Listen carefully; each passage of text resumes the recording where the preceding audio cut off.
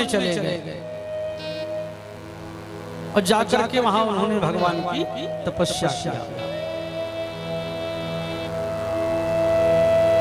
जाते जाते राजा अंग ने एक बात बड़ी अच्छी थी कि अच्छे हुआ कहे कि मेरे यहाँ ऐसे दुष्ट पुत्र ने जन्म लिया जो न धर्म को माने, न वेद को, न शास्त्र को, न पुराण को। कम से कम इसी दुष्ट पुत्र के बहाने मैंने राज्य का त्याग कर दिया और भगवत आश्रय लिया। कम से कम भगवत चरण में मेरी प्रेमा भक्ति तो बढ़ गई, आडंबर से मैं बच गया। ये बात होनी चाहिए। कभी कभी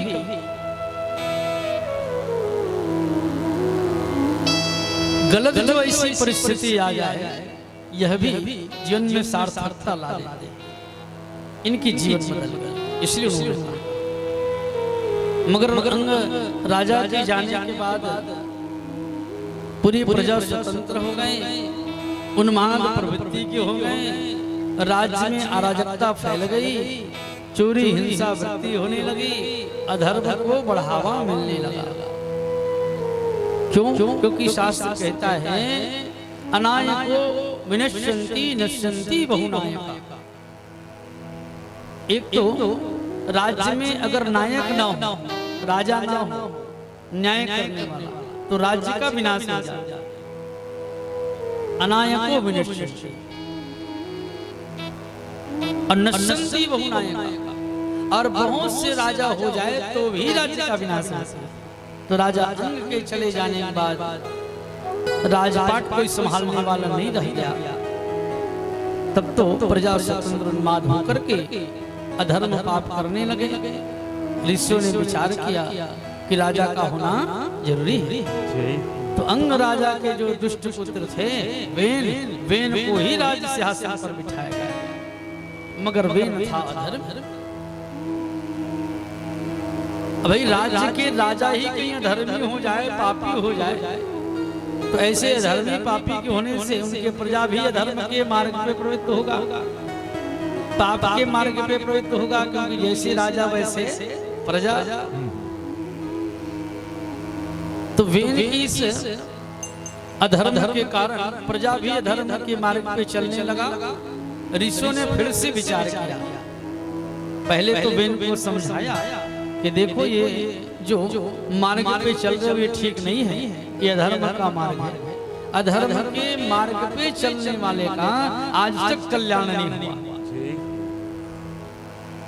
जो अधर्म के मार्ग पे चलता है निश्चित है वह नष्ट हो जाता है, पतन की ओर चला जाता है। इतिहास में पुराण में अनेकों ऐसे प्रमाण हैं, चाहे वो रावण हो, हिरण्याक्ष हो, हिरण्यकश्यप हो, शिशुपाल हो, दंतवक्र हो या जरासंध हो, अनेक ऐसे धर्मी राजा राक्षस दैत्य हुए, अधर्म के मार्ग को अपनाए, मगर परिणाम क्या हुआ बताने की जरूरत नहीं है, सब विनाश को प्राप्त किया।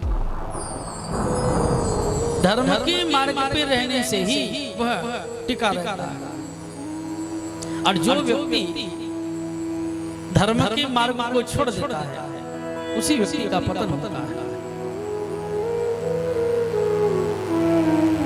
अच्छे बताओ,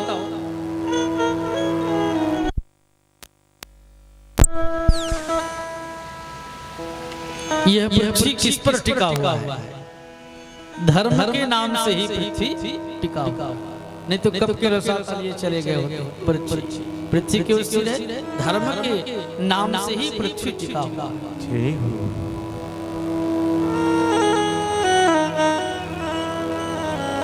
धर्म के नाम से पृथ्वी टिका हुआ है, और ऐसे धर्म धारण करने वाले भी जो धर्म को बनाए रखे हैं, जो धर्म को बनाए रखे हैं, धर्म को पृथ्वी पर टिकाए रखे हैं। इस पृथ्वी पर धर्म को टिकाने वाले कौन है? तो बोले सुखदेव स्वामी कहते हैं कि 7 लोगों ने इस पृथ्वी को धर्म के द्वारा टिका करके रखा। कितने लोगों ने? 7। गोभिर्विप्रवेदैश्च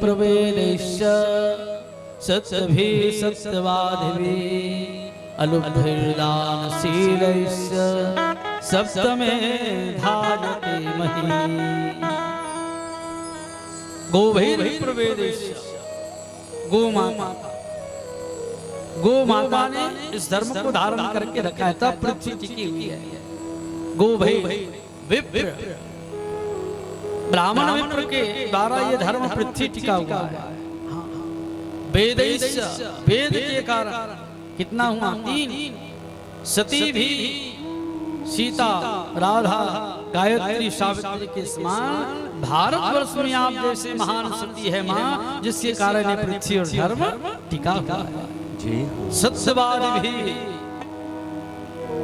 हरिश्चंद्र, दशरथ, वसुदेव जैसे, रघु जैसे महान महान सत्यवादी आज भी पृथ्वी पर है, जो अपने सत्यता पर जीवन जी रहे हैं, जिसके कारण ये पृथ्वी धर्म टिका हुआ।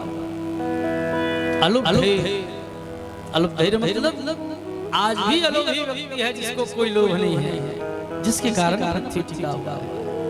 दानशील, आज भी दान करने वाले एक से बढ़कर एक दानी है। तो गोभैर प्रवेदेश सती भी सत्यवाद भी अलुब्धैर्य दानशीलेश सप्तमे धारिते भये। 7 लोगों ने इस पृथ्वी को धर्म को धारण करके रखा। इसलिए धर्म के मार्ग पे रहने से ही कल्याण होता है। ऋषियों ने वेद को समझाया, ना समझे तो बड़ी जोर से हुंकार भरा, और ऋषियों की हुंकार भरने मात्र से ही वेद के शरीर से प्राण निकल गया। वृंदावन की जय। अब फिर से राज्य राजा से विहीन हो गया, अनायको विनश्यन्ति।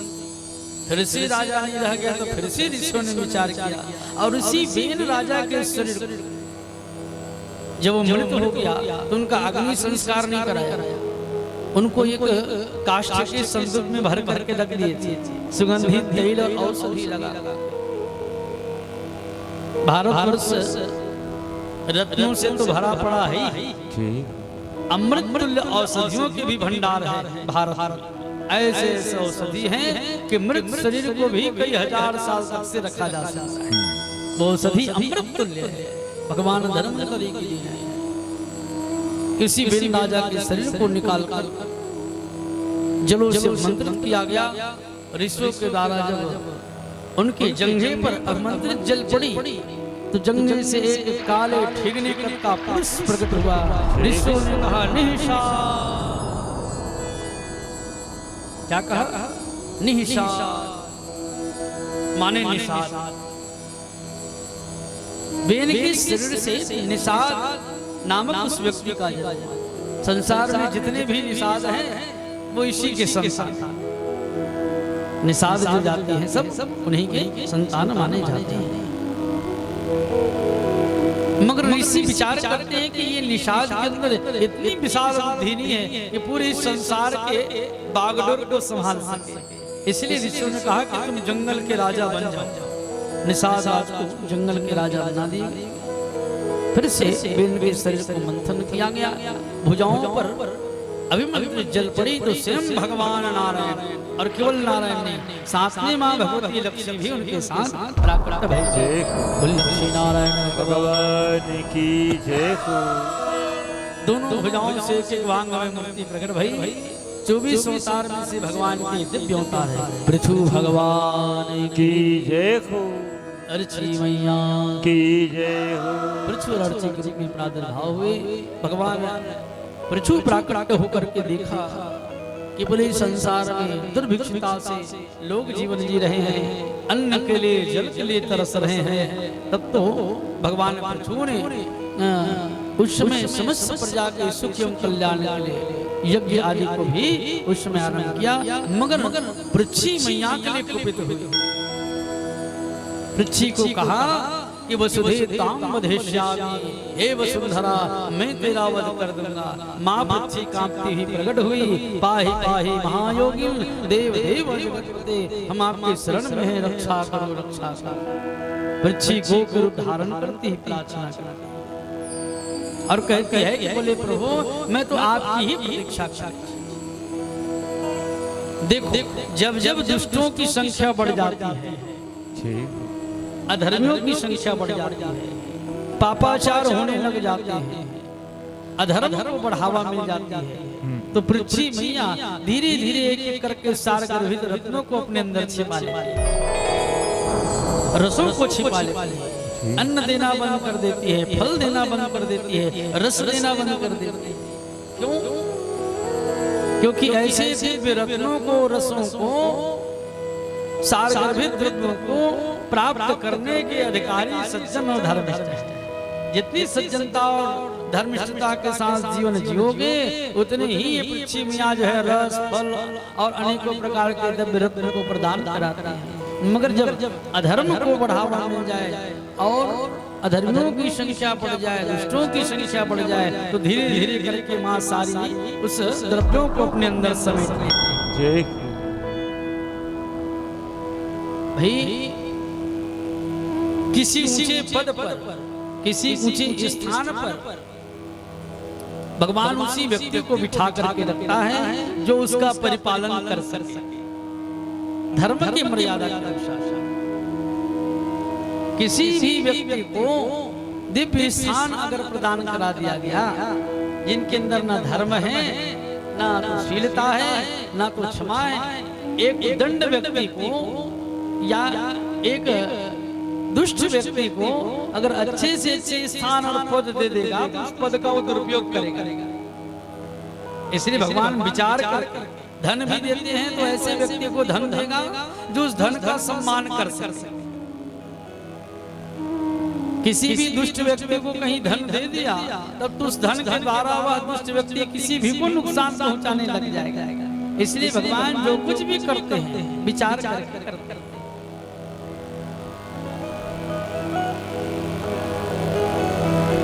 भगवान का निर्णय सही होता है, हमारे और आपके सोचने से कुछ होने वाला नहीं है, उनके निर्णय सर्वमान्य।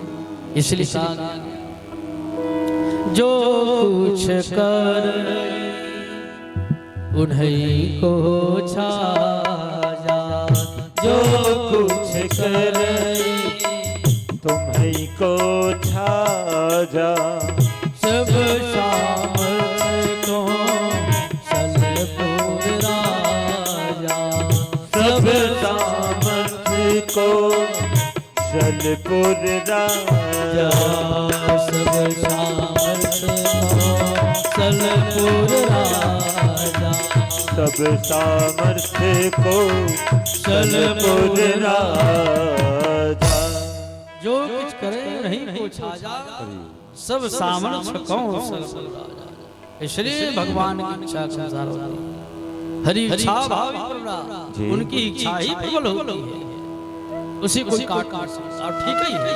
जो कुछ करते हैं भगवान ठीक ही करते हैं। और यही भाव रखा कि भगवान जो कुछ भी आप करते हो वो सब ठीक है। हर परिस्थिति में यही भाव रखना चाहिए जीवन कि आप जो करते हो अच्छा चाहे सुख हो या जो भी परिस्थिति हमारे सामने है भगवान को ही अर्पित करना चाहिए। भगवान आप जैसा चाहते हैं वैसा ही होता है। यही शरणागति, यही क्या है शरणागति। शरणागति क्या है कि जब जीव कह दे कि बोले प्रभु जो कुछ करने वाले हो आप हो, हमारे साथ जो कुछ भी होता है सब ठीक है, हर परिस्थिति में हम सबको मान्य करने के लिए तैयार हैं। चाहे सुख मिले चाहे दुख मिले कष्ट मिले, हाँ जिस भी परिस्थिति में हमें रहना हो हम आपके शरण में हैं और हमें स्वीकार है। ये भाव जब जागृत हो जाती है तो उसी भाव को कहते हैं शरणागति। ये शरणागति भाव माने गीता में जो भगवान ने कहा कि जब कुछ समझ में ना आए तो मेरे शरण में आ जाओ। सर्वधर्मान परित्यज्यम मामेकम शरणं व्रज। सारी धर्मों का परित्याग करके मेरे शरण में आओ। सारी धर्म का अर्थ क्या है? सारे धर्म का अर्थ है अनेक जीवन में जो कर्म होती है उन सारे कर्मों को हम भगवान के चरणों में डाल दें कि प्रभु जो कुछ भी हमसे ज्ञात कर्म हुए हैं वो सारे कर्म हम आपके चरणों में अर्पित करते हैं, क्योंकि हम तो कुछ भी नहीं जानते।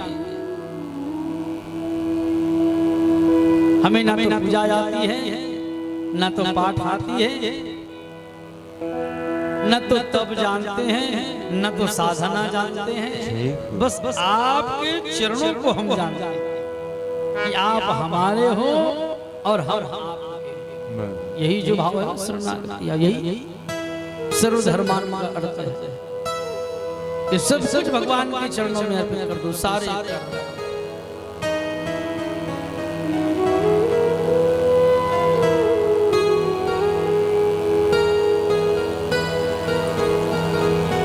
जिसे प्रार्थना किया जाए जी, पूजा जप तप जय नेम यचारा, नेम अचारा, नहीं जानत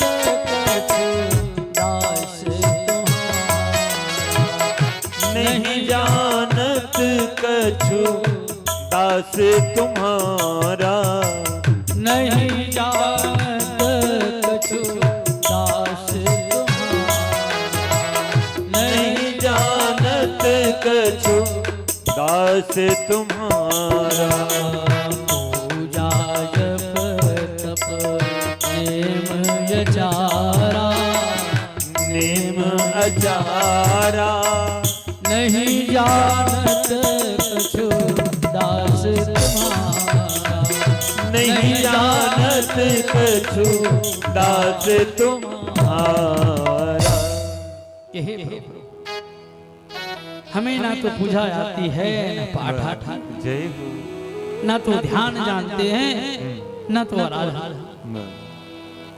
पूजा जब तब नेम अचारा, नहीं जानत कछु दास तुम्हारा। हम आपकी शरणागति में हैं, आपके शरण में हैं। आप चाहे हमें ताड़ दो या उबार, ये भाव शरणागति कहलाता है। माने ज्ञान, भक्ति, उपासना, व्रत, साधना कुछ भी नहीं जानते, बस आपके शरण में हैं और इसके अलावा हमारा कोई और दूसरा कोई स्थान भी नहीं। ऐसे भाव जब आपके अंदर जागृत आ जाए तो एक क्षण का वह भाव आपको सदगति दिलाएगी। वह एक क्षण का भाव ये शरणागति आपको सारे पापों से मुक्त कर जितने धर्म आपने छोड़ भी दिया है, सारे धर्म का फल आपको उसी क्षण भगवान प्रदान करा करके सदा के लिए अपने पास विराजित करते हैं। ईश्वर माने एक कलयुग है और कलयुग में शरणागति से बढ़कर के कोई और श्रेष्ठ साधन भी कहें और सरल साधन भी कहें, क्योंकि कली दावा नलेनाथ साधनम भस्मकामता। कली दावा नलेनाथ साधनम भस्मकामता। न तो हम साधन कर पाएंगे, न तो साधन के हमारे पास समय। इसलिए बड़ी बड़ी है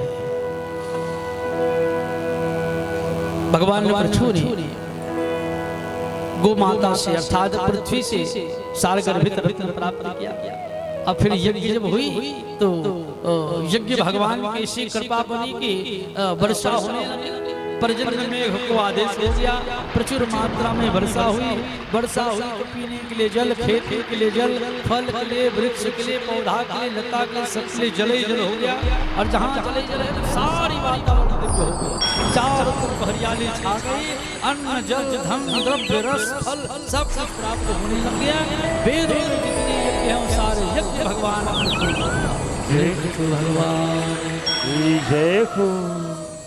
सारे यज्ञ किया।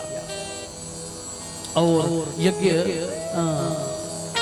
भगवान पृथु एक समय कर रहे थे, उस यज्ञ में से भगवान यज्ञ नारायण प्रकट हो गया। बोले यज्ञ नारायण भगवान की जय हो।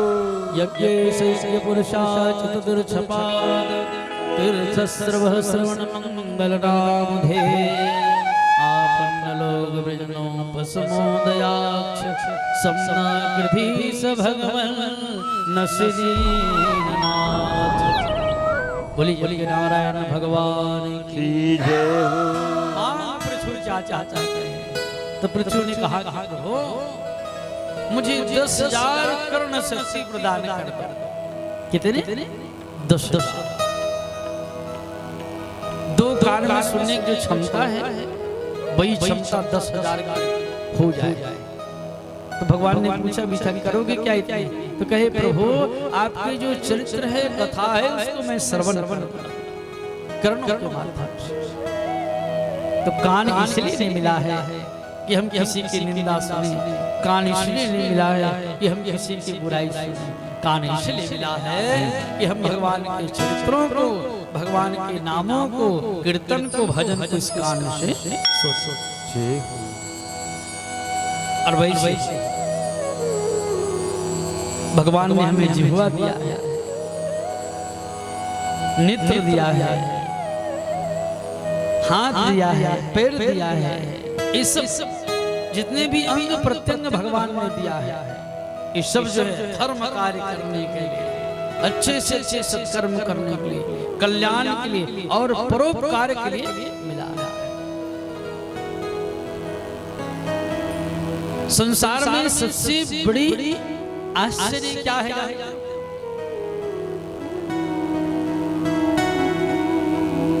सबसे बड़ा आश्चर्य क्या है जान लीजिए।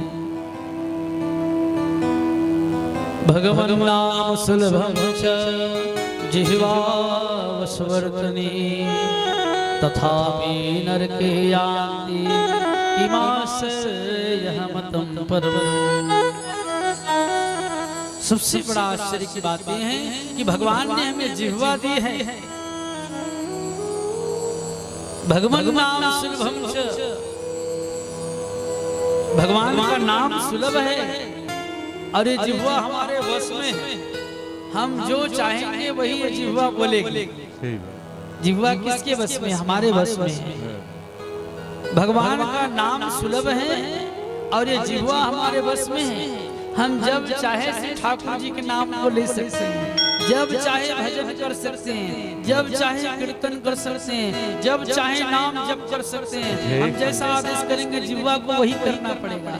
जिह्वा वशवर्तनी, जिह्वा हमारे वश में है। तथापि नरके यान्ति इमाश्रयमतः परमम्। मगर आश्चर्य की बात है भगवान के नाम भी सुलभ है, जिह्वा भी हमारे बस में है, लेकिन हम नरक चले जाते हैं।